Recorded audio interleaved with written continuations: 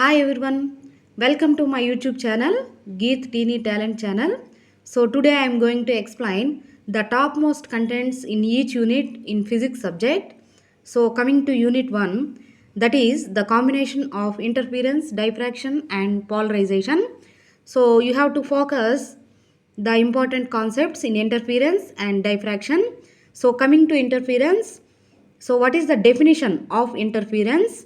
So you have to explain the two lines about interference and similarly diffraction. So that is for 2 marks questions. So diffraction. So what is the just you should write the definition of interference. What is the definition of diffraction and what is the definition of superposition of waves. So these are the topmost contents in unit 1 for 2 marks questions. So whereas coming to essay questions, you have to focus what is the interference and also the concept of interference in thin films, so that you have to write the conditions of bright fringe and conditions of the dark fringe, condition of bright fringe and condition of dark fringe. So you have to explain with the diagram also. Whereas coming to Newton's rings experiment, so what is Newton's rings experiment? You should write the construction part, the working and the brief description and also determination of radius of curvature ante r value. You should determine the value of r, that is r equals to dn square minus dm square divided by 4 into n minus m into lambda. So thickness calculate చేసి R value కూడా మీరు calculate చేయాలి. So diagrams కూడా draw చేయాలి. So with the neat diagrams you should explain with the neat diagrams. Whereas coming to diffraction, you have to explain the differences between Fresnel diffraction and also Fraunhofer diffraction. So 4 points ఉంటాయి. Fresnel diffractionలో 4 points ఉంటాయి and also Fraunhofer diffractionలో either 4 or 5. So ఇది 4 marks కానీ 5 marks కానీ వస్తుంది.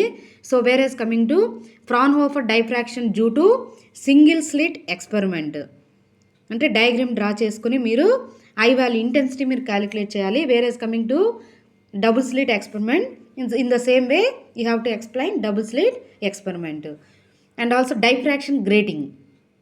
So diffraction grating definition రాసి diagram వేసి paragraph explain చేసేసి ల్యాండా వాల్యూ మీరు జస్ట్ ఫార్ములా రాసినా పర్వాలేదు. సో ఎందుకంటే 4 మార్క్స్ క్వశ్చన్ కాబట్టి డైఫ్రాక్షన్ రేటింగ్, సో జస్ట్ ఒక పారాగ్రాఫ్ రాస్తే సరిపోతుంది. So these are the top most contents in interference and diffraction. Students you have to focus definitions, అంటే 2 marks questions interference diffraction. So అలా 2 marks చదువుకోవాలి. So thin films, Newton's rings experiment, single slit, double slit, so ఇవి మీరు SA questions focus చేయాలి. So whereas coming to unit 2 crystallography and x ray diffraction.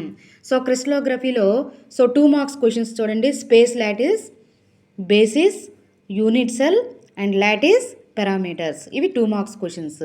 So next SA క్వశ్చన్స్కి వచ్చేటప్పటికి types of crystals, అంటే types of crystals ఎన్ని ఉంటాయి? 7.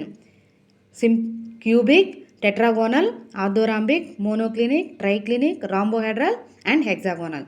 So diagrams draw చేసి వాటి యొక్క ప్రాపర్టీస్ మీరు ఎక్స్ప్లెయిన్ చేయాలి. So whereas coming to types of crystal structures. Crystal structures means simple cubic, body centred and face centred cubic structure.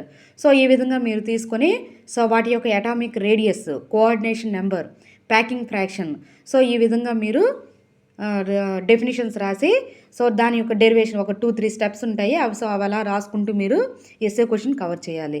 So whereas coming to Miller indices. Miller indices SA question కాదండి, short ఆన్సర్గా కూడా మీరు ఇవ్వచ్చు. So ఇద్దరు 4 marks కానీ 5 marks కానీ మీకు యాడింగ్లో కూడా ఇవ్వచ్చు. సో మిల్లర్ ఇండిసెస్ అనేవి మీరు ఎక్స్ప్లెనేషన్ అనేది రాయాల్సి ఉంటుంది.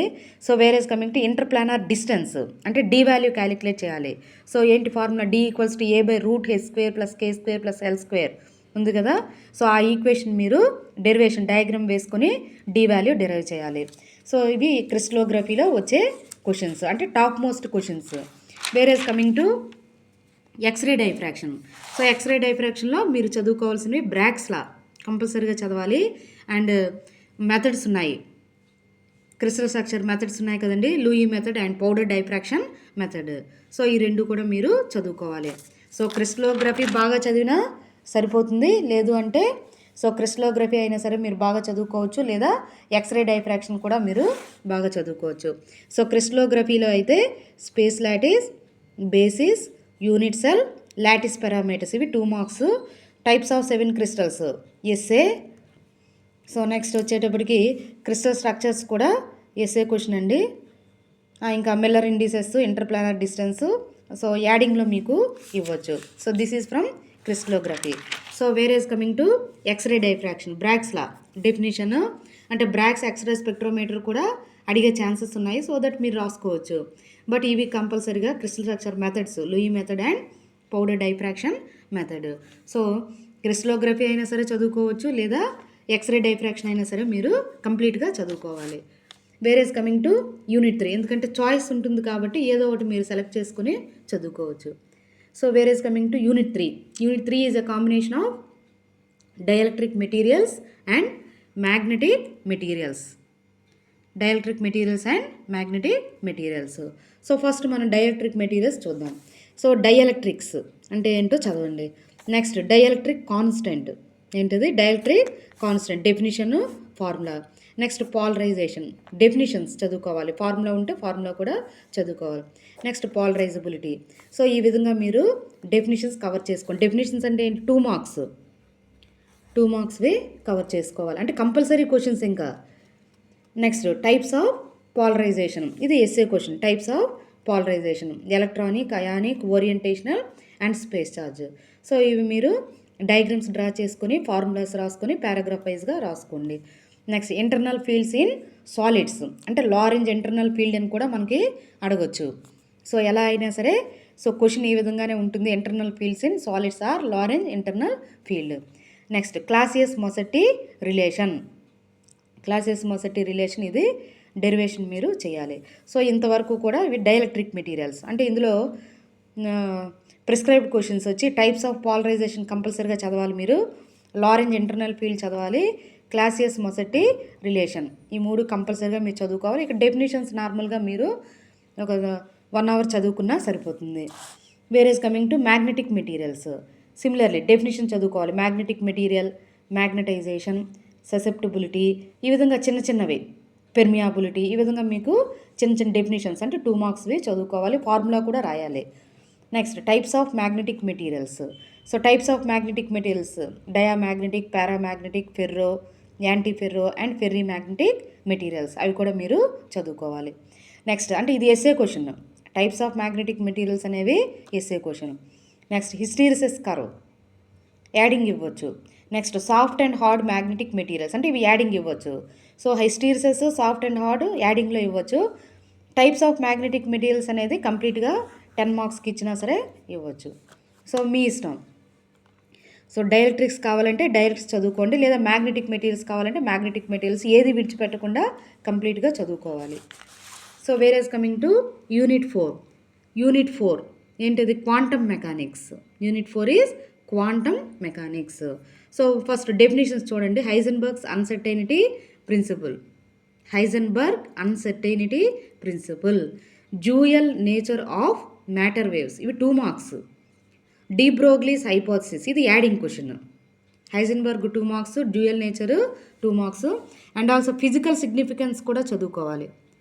Physical significance of wave function, physical significance of wave function, అది కూడా చదువుకోండి.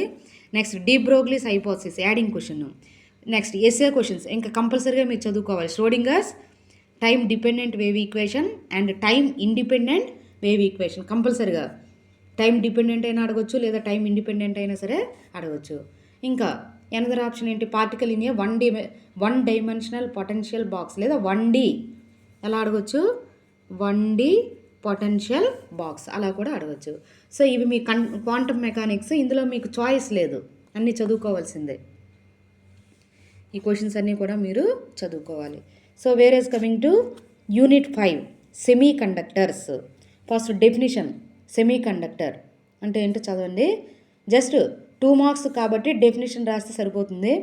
Intrinsic semiconductor and extrinsic semiconductor 2 మార్క్స్గా అడగొచ్చు, లేదా classification intrinsic, extrinsic differences, diagram వేసుకొని మీరు ఎక్స్ప్లెయిన్ చేయాల్సి ఉంటుంది.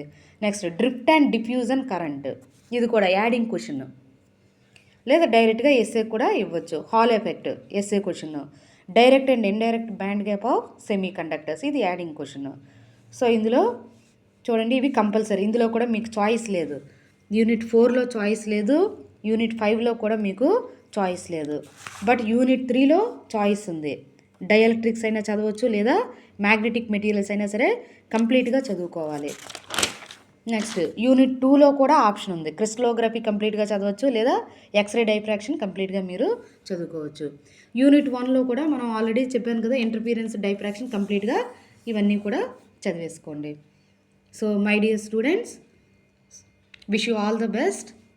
So please focus on these questions. చూసారు కదా, నేను యూనిట్ 1 చూడండి షార్ట్ ఆన్సర్స్ రాశాను, ఎస్ఏ క్వశ్చన్స్ కూడా రాశాను. ఈ వీడియోలో అన్నీ కూడా మీకు ఎక్స్ప్లెయిన్ చేస్తున్నాను.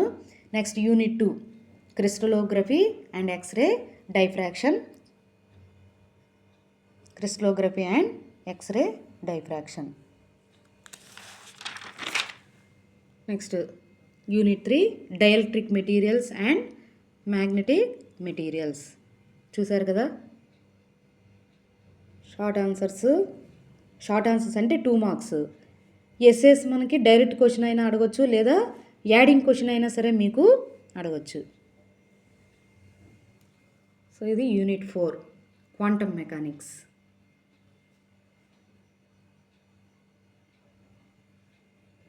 Next unit 5. My dear students, so this video is very useful to all the students. So please like, share and subscribe my YouTube channel. So wish you all the best, my dear students.